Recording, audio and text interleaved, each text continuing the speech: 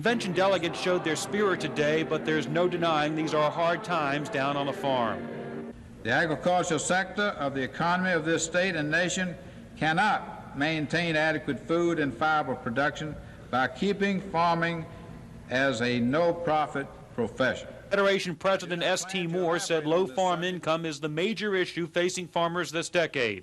Inflation and low prices have forced farmers to borrow to the hilt. Some have gone under. Others will unless the economy improves. But unlike other suffering segments of the workforce, farmers are not blaming President Reagan.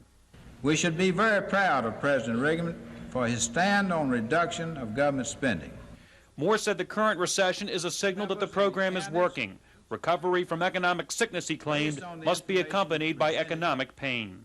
As farmers, we must do our part to help get our country back on even keel. I thank you. President Reagan, of course, wants to reduce government across the board, and farmers support him to a point. They, too, would like to see government's influence in agriculture cut back, but slowly.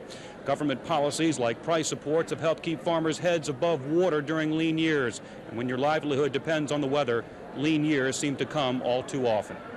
In Norfolk, Joel Rubin, The Daily News. 40 years of misbehaving. For a congressman with his eyes on the Senate, the State Farm Bureau Convention was an ideal forum.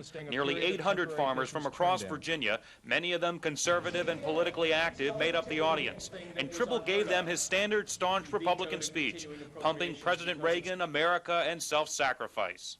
So that when history is written, it can be said that each of us gave our very best to this great land that we love.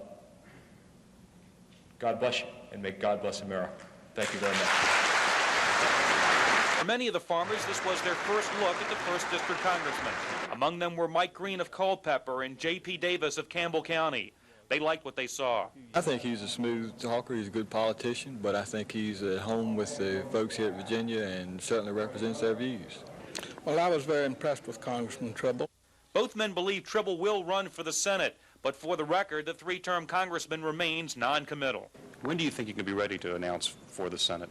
Joe, I have no idea. We're looking at this thing very seriously, listening to what people are saying around the state, and I hope to make a decision in the not-too-distant future. In Norfolk, Joel Rubin, The Daily News.